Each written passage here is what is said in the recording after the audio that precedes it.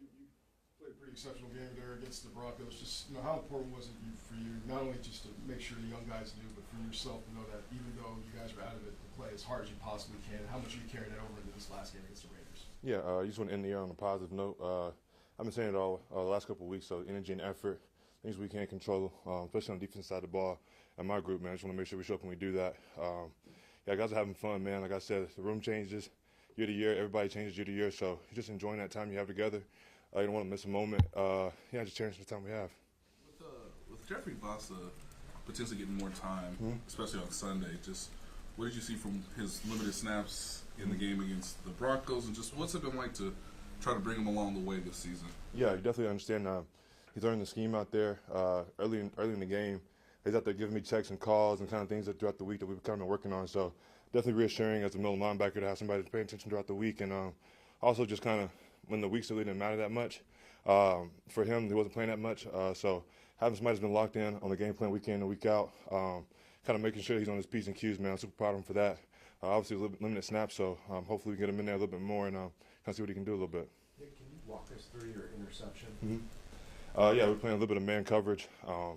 Quarterback got out the pocket. Charles did a good job of making him evade. Opposite of his, I guess we say, throwing hand across his body.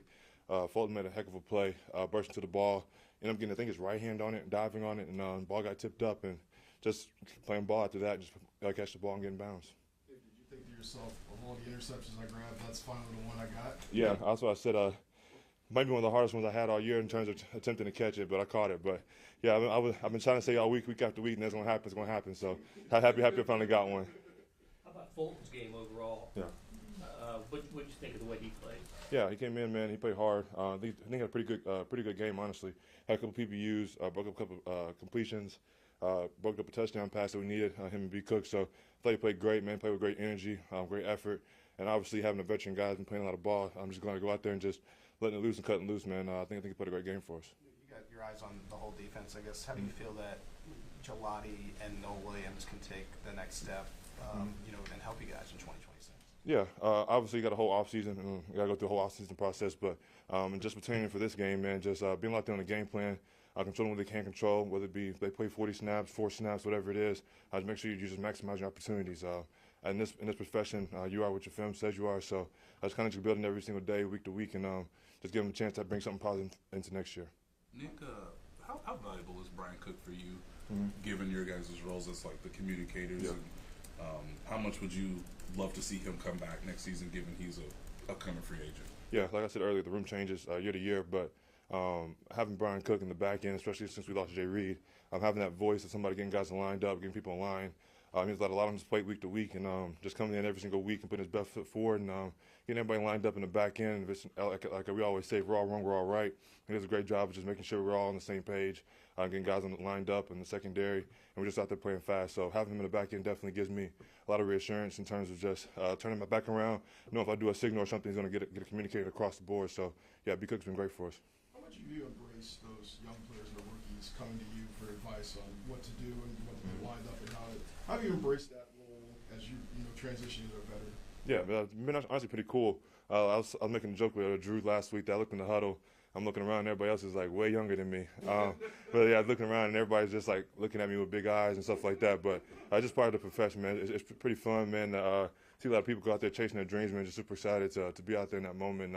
Just cherishing the time and just making sure they just have a great experience, making sure I can do my part, and make sure they have a good game or have a confident game and play a confident game. So yeah, man, super cool.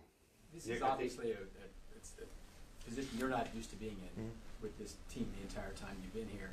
And down to this end here, there's a bunch of guys on injured reserve. Some of the guys maybe don't want to play.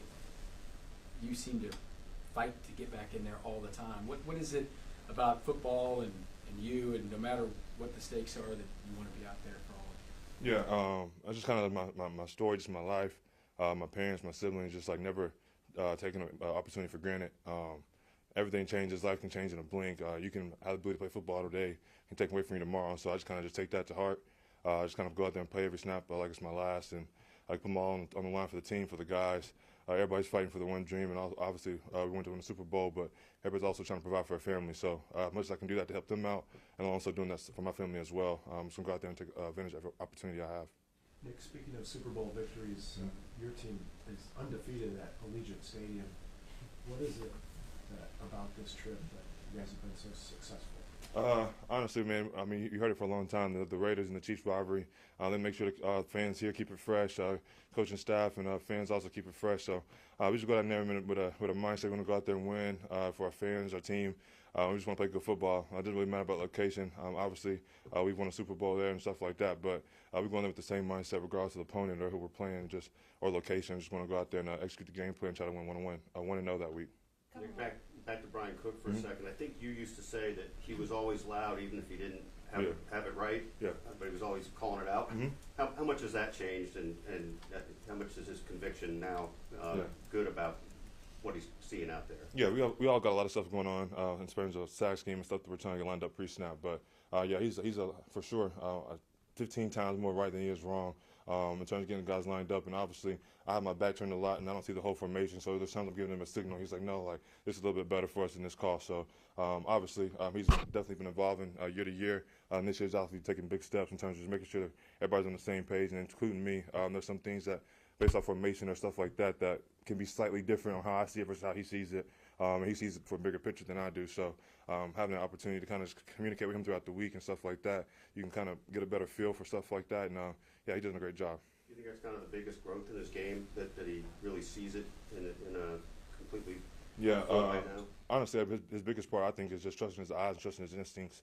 This year, I think I've definitely seen that take off in terms of just trusting his eyes getting downhill. As a play last week where he's coming from the right hash on a run play and making a tackle line of scrimmage on Harvey and the running back. But those things like that is just trusting his eyes, shooting his gun, trusting what he sees, and going out there playing fast. I think that's been the biggest step in his game. Anything else? Thanks, Nick. Yeah, thank you.